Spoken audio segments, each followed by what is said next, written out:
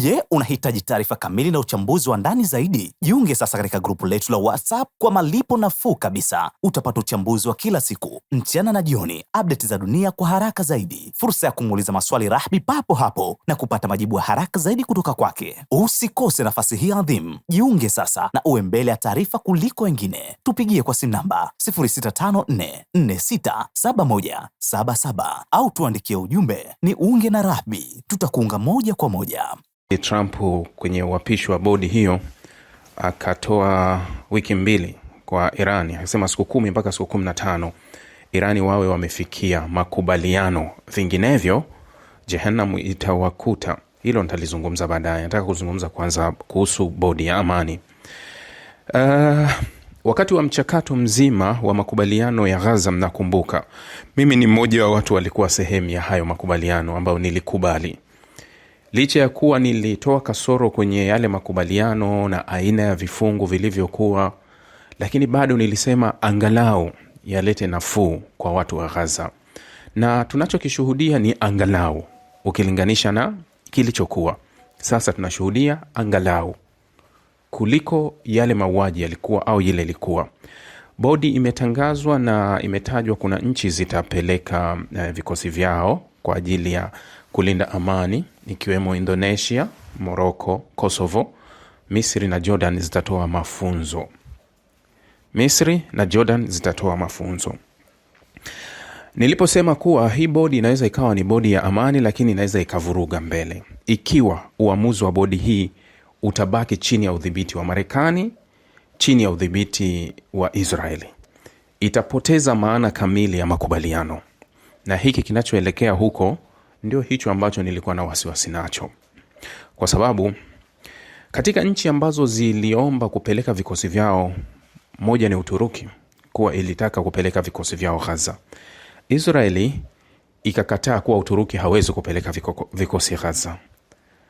Na Marekani amelisupport hilo, hawezi. Ila nchi ambazo Israeli alitaka zipeleke, zenyewe zinapeleka. Hii bodi ni bodi gani? Hebu tuulizane kuwa hii bodi ni ya aina gani?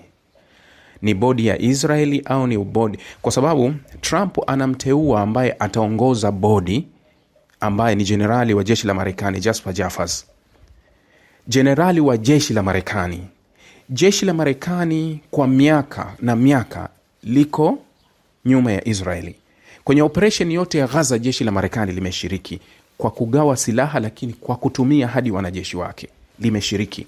Sasa eti mmoja wa majenerali ambaye yeye ndio yuko sehemu moja ataongoza bodi dhidi ya wengine. Yaani fikiria kitu kimoja.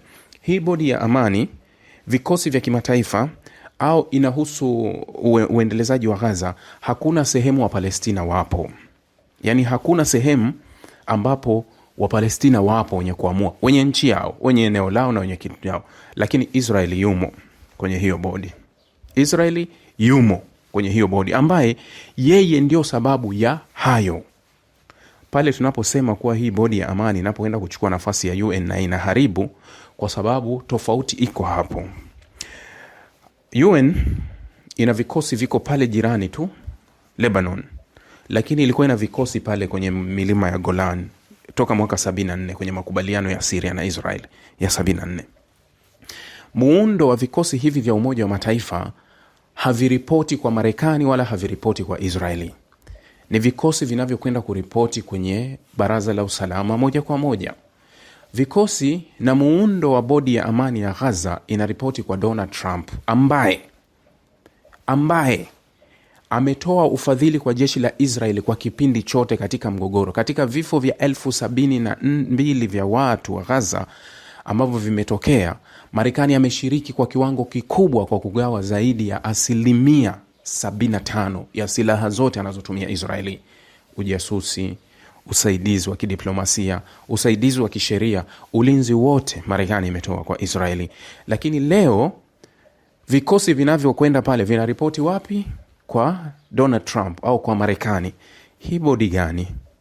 Nilisema wakati ule kuwa wakati vifungu 20 vilichukuliwa, vikaingizwa kwenye Baraza la Usalama, vikapigiwa kura, automatically vinabadilika. Yani rai yoyote ya nchi yoyote kwa utaratibu wa UN, rai yoyote ikifikishwa kwenye Baraza la Usalama, ikawa hoja ikawekwa, ikaamua kupigiwa kura, ina wajumbe wale 15 ambao kura yao ni ya kisheria, wakisha idhinisha wale ile kura, inatoka moja kwa moja kutoka kwa aliyeianzisha, sio mali yake tena, inakwenda kwenye baraza. Na uamuzi wote, utaratibu wote wa kufanya kazi, uwajibikaji unakuwa chini ya baraza, hauwi chini tena ya nchi ile ambayo imepeleka. Sasa Marekani kachukua maazimio yote kayapeleka kwenye bodi. Alivyoyachukua yakapigiwa kura, yakapita kwenye Baraza la Usalama, wajumbe 15. China alijizuia kupiga, ikapita. Sasa imepita, imekuwa sheria. Sheria hii sio ya Marekani tena, ni sheria ya baraza. Kwa hiyo utaratibu wa kwenda Gaza ulipaswa uhusishe baraza, sio Marekani tena, sio Marekani tena. Yani kuna wakati huwa nasema naamini na ninakubali, na mara nyingi nasema sidhani kama mimi ninakiona kile wao hawakioni. Naamini wanakiona na wanajua zaidi yangu, hilo mimi sina shaka. Yani wanajua zaidi yangu mimi ninavyojua, lakini kwa sababu wameamua kuto kufata haki, ni kwa sababu ya Israeli, ndio haya yanatokea. Yani siamini kuwa huu utaratibu eti wao hawaujui. Siamini na wala siwezi kukubali kuwa eti utaratibu wa kawaida wa nchi kufanya hivi, nchi kufanya hivi, wao hawaufahamu, ndio sababu wameamua kwenda kwenye njia ambayo wanaiona ni tofauti. Hapana, wanafahamu. Lakini hili swala linahusu Israeli, na hili swala linahusu Marekani ambaye ndio anaongoza kwa kuvunja sheria, na nchi ambayo inaongoza kumlinda Israeli kwa uvunjaji wa sheria, na nchi ambayo imeshiriki kwenye genocide yote mwanzo mwisho. Kosovo kwenye msafara huu watapeleka vikosi. Kosovo kwenye msafara huu watapeleka vikosi. Yani inakufikirisha mara tatu tu kuwa eti leo Kosovo wananchi imetulia na wanaweza kuchukua vikosi wakapeleka Gaza kwa Wapalestina. Harakati za Kosovo zilikuwa juzi hapa wakati wa vita ya Yugoslavia, mwisho wa miaka ya 90 kwenda miaka 2000, wakati kina Milosevic wanasumbua na wenzake. Vita ile ya Kosovo ikaenda kuisambaratisha jamhuri ya Yugoslavia, vikazaliwa vinchi ikiwemo Kosovo. Kosovo mpaka leo Serbia wanakataa, wanasema Kosovo ni yetu, lakini kwa sababu wa Kosovo waliunga mkono magharibi, haraka wakapewa support ya kutosha, wakapewa kivuli, wakapewa ngao. Haya, lazima uwe na nchi. Hata pale Serbia alipoitishia Kosovo kuwa tutaishambulia, NATO wakapeleka vikosi vyao. Leo kwenye mpaka wa Kosovo na Serbia kuna vikosi vya NATO viko pale. Miaka 2006 ndio wamejitoa. Leo wanatambulika na nchi 100 tu duniani, lakini wana nafasi ya kila sehemu. Wapalestina wanatambulika zaidi ya nchi 150 za Baraza la Usalama, lakini hiyo hadhi hawana. Kosovo leo ameutaka uhuru wake miaka 20 tu iliyopita, leo anao na anakwenda kupeleka. Wapalestina miaka 77 wanatafuta haki yao ya uhuru, hawana na wala hawathaminiki. Kwa kisa hawa wazungu au hawa ni jamii nyingine, au kisa hawa ni wa magharibi, kwa sababu Serbia ye bado ni mjamaa, amekimbilia amekumbatia upande wa pili wakina China na wenzake, sio rafiki wa magharibi. Ila Kosovo ye aliamua kuwa mimi nitakuwa upande wa magharibi. Leo ana nchi yake. Yugoslavia ilivyosambaratika ndio zikatoka Albania, Montenegro, Kosovo, Serbia, Sijinani, na zote zimetoka kwenye Yugoslavia. Sasa leo Kosovo anapeleka vikosi Gaza. Kosovo anapeleka vikosi Gaza. Yani hata Wapalestina wakiona vikosi vya Kosovo hivi, wenye kujua historia wanaangalia, kichwa kinawauma sana. Yani hawa juzi tu wamekuja kwenye harakati zao za kutafuta uhuru wao na tayari wameshapewa. Sisi tuna miaka tunapigania hii haki yetu, na haki yetu tumedhulumiwa mpaka leo haipo. Kile kinachokuja akilini mwao. Sasa bodi ndio hiyo ambayo ni bodi ya hovyo kabisa kuonekana. Bodi ambayo sitegemei kuona kama itakuwa na jipya, isipokuwa naona kuwa Marekani imeamua kuichukua Gaza na kuikabidhi moja kwa moja kwa Israeli kwa upande mwingine, kwa njia ya pembeni. Yani hii ni kama wameichukua kwa baraka za wengine wote, kwa sababu Umoja wa Mataifa umeidhinisha na kila kitu kimeidhinisha. Sasa turudi kwenye alichokisema Donald Trump kuwa anawapa siku 10 mpaka 15 Irani wawe wametimiza makubaliano ya kumaliza mzozo. Wakati huo huo Irani ni kama walinisikia. Unajua wiki jana nilisema kuwa Irani wanaweza kuandika barua kwa Umoja wa Mataifa katika kutoa tahadhari, katika wakati najibu kuhusu kuwa kwa nini Irani asianze kufanya mashambulizi baada ya kuwepo na tishio halisi. Yani anaona ni tishio halisi, kwa hiyo naanza kufanya mimi mashambulizi. Sasa nikasema kuwa wanapenda ustaarabu, lakini haki yao ipo, kwa sababu wanaweza kuiandikia barua Umoja wa Mataifa wakaainisha hiki na hiki na hiki kupitia kifungu cha 51 ambacho kinawaruhusu kujihami pale kuna tishio. Walikuwa na uhalali kabisa kuanza kuwashambulia, kwa sababu kauli za Trump ni vitisho ambavyo vinaashiria ukweli wa uwepo wa kijeshi jirani yake.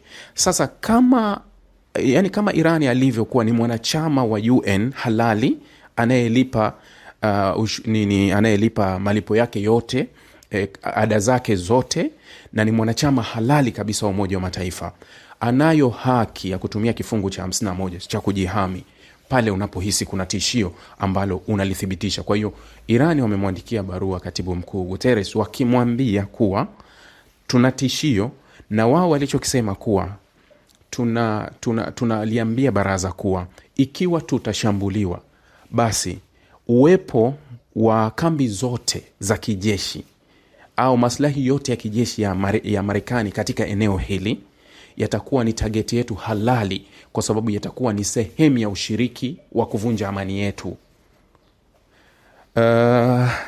Nimeona wanasema kuwa wanakusudia, Iran wanasema tutashambulia mpaka kisiwa cha Diego Garcia, kile nilikizungumza jana, kile kiko upande wa Mauritius, kule visiwa ambavyo vinatakiwa viende upande wa pili wa Mauritius.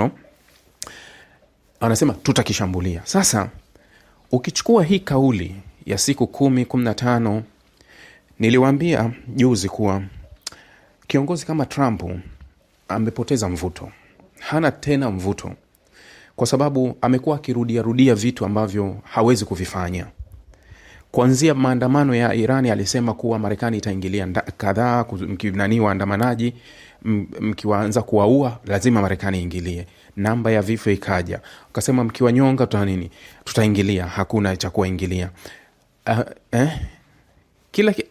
Sio umeelewa? Yani si tishio tena kwa kauli. Yani kauli za Marekani kwa Irani, yani hawaoni kwa ile nafasi. Ni wakati ambapo Trump anataka kulazimisha kuonekana kuwa bado anaogopwa sana, lakini kweli Marekani inaogopwa, sio na Iran. Hawa Irani wala hawaiogopi Marekani. Nimewaambia mara kadhaa kuwa kama haya wanaoyafanya hivi sasa, haya yanayofanyika hivi sasa, ingekuwa ni tishio la ndani la vita ya ndani ya Iran, nadhani serikali ya Irani ingekuwa imeisha kaa kwenye meza kujaribu kutatua haya matatizo. Kungekuwa na tishio la raia wa ndani. Irani inawaogopa raia wake, na nchi zote duniani huogopa raia wake, kwa sababu nguvu ya umma ni kubwa, yenye kuumiza, na ambayo huwezi kupambana nayo. Ni tofauti kabisa.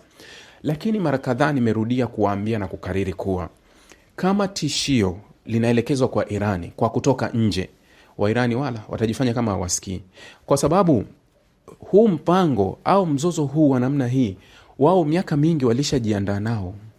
Yani walishajiandaa mno kwa miaka mingi kwa mzozo wa namna hii, kupigana vita ya kutoka mbali, kupigana vita ya kutoka nje, wala wao haiwatishi.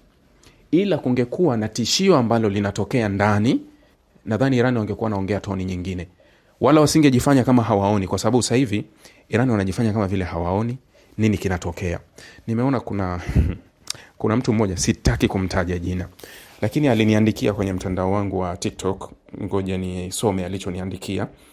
Ni sikumjibu. Nilimjibu, nikamwambia kuna jibu, nilimjibu. Ananiambia, ewe unayeitwa Rahbi, fanya uadilifu katika kazi yako ya uchambuzi.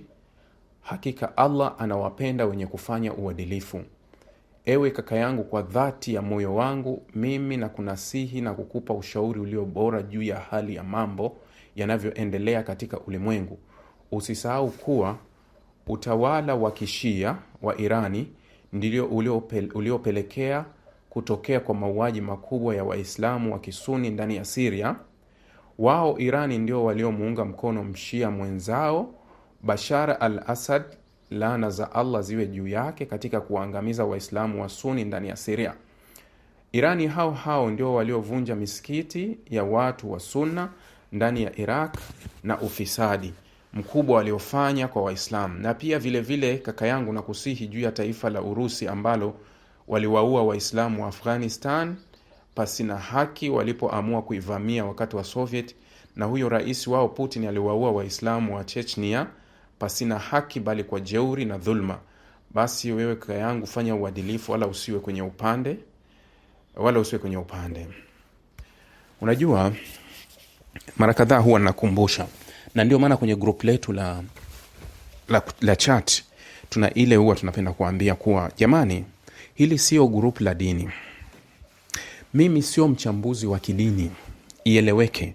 Mimi ni mchambuzi wa masuala ya kisiasa, si mchambuzi wa kidini. Lakini hata nikiingia kujibu kwenye mrengo huo wa kidini, bado nitakuwa na pointi ambazo zinaweza zikakushinda uliyeniandikia hiki. Kwa sababu kama utasema Irani ilishiriki kuwaua Sunni ndani ya Syria, nani alichochea uasi ndani ya Syria? Nani aliyeanza kuchochea uasi ndani ya Syria mpaka Bashar al-Assad kwenda kuomba msaada kwa Irani? Lakini tuchukue nchi za Kisuni: Saudia, UAE, Misri, Jordan, Qatar. Nchi zote za Kisuni, Pakistan, ambazo zenye idadi kubwa ya Wasuni, ni washirika wa nchi gani? Nchi za Kisuni ni washirika wa nchi gani? Marekani wote. Nani ameua Waislamu Iraki kuzidi Marekani? Nani ameua Waislamu Afghanistani kuzidi Marekani? Nani ameua Yemen, Syria na kwingine kuzidi Marekani? Nani kaua Somalia na nchi zingine zenye idadi kubwa ya Waislamu kuzidi Marekani? Kwa nini nchi za Kisuni zimekumbatia Marekani ambaye ndiye adui namba moja wa Waislamu? Kwa hiyo ukileta nadharia hiyo, nadhani Sunni waliposimama ndio pabaya zaidi ukilinganisha na wengine waliposimama. Ukileta nadharia hiyo, utaona kuwa nchi zenye idadi ya Wasuni au nchi zinazoongozwa na viongozi wa Kisuni ndio zimesimama nafasi mbaya zaidi kwenye swala hili. Lakini kikubwa, mimi si mchambuzi wa masuala ya kidini. Hiyo nadharia ya kidini unaweza kuipeleka kwenye hoja za kidini, lakini mimi ni mchambuzi wa masuala ya kisiasa. Ndio maana nimetoka kuzungumza kuhusu bodi ya amani ya Gaza. Hamna sehemu nimetaja Waislamu wa Palestina, ila nimetaja wa Palestina. Niko hivyo. Sijataja sehemu kuwa hawa sijui jamii fulani. Hapo ndipo tulipojikwaa. Naweza kusema tena mara nyingine, nilishawahi kutoa somo hili na nilizungumza, hapa ndipo jamii ilipojikwaa. Na hapa ndipo kulivyotumika zaidi kuivuruga Mashariki ya Kati. Na hapa kulispread kweli kweli. Fikiria kitu kimoja. Kawaida wa Irani ni Shia, kwa miaka ni Shia. Kina Shaha na wengine waliokuwa chini ya ulimwengu wa magharibi wote walikuwa Shia. Marekani na ulimwengu wa magharibi wote ulikuwa ukisapoti Irani ya Kishia. Lakini baada ya mapinduzi ya Kiislamu ya Irani ya 1979, Marekani hiyo na washirika wa magharibi wakaanza kuwaambia viongozi wa Kisuni na nchi za Kisuni kuwa hawa Shia ndio shida. Hawa Shia ndio shida, wanataka kutoa tawala zao, wanataka kuwapindua nyinyi, waweke tawala ya Kishia. Kama kweli hawa wa Iran na Shia yao walikuwa na mpango huo, kwa nini wasiufanye wakati wana nguvu ya kusapotiwa na magharibi? Kwa sababu magharibi amekaa miaka na miaka. Mwaka 51 wakati amechaguliwa waziri mkuu Mohamed Sadigu, akaja akapinduliwa mwaka 53, akarudishwa Shah. Chukua toka mwaka 53 Shah yupo mpaka anapinduliwa mwaka 79. Ni miaka mingapi? Miaka mingi. Irani anapata sapoti zote, na Israel alikuwa mshirika wa Irani kwa wakati wote. Kama lengo la Irani ilikuwa kubadili tawala za Kisuni zilizopo eneo hilo, mbona wakati huo alikuwa na nguvu kubwa na angeweza kuzibadili? Yani aje kubadili mara hii hali ya kuwa, umeelewa fitna ilivyopikwa? Yani ulimwengu wa magharibi ulivyokuwa unafanya kazi na washia walikuwa sawa, Washia walivyogoma kufanya kazi na ulimwengu wa magharibi ukahamia upande wa pili wa Suni, ukaanza kuambia Shia wabaya. Hapo ndipo hizi jamii zilivyofitinishwa, na ndipo madhehebu yalipata nguvu sana. Nimewahi kuwahadithia hii, baada ya mapinduzi ya mwaka 79 ndipo madhehebu ya Kishia na Suni yaliposhika kasi kuanza kujulikana kwenye gap lake kubwa.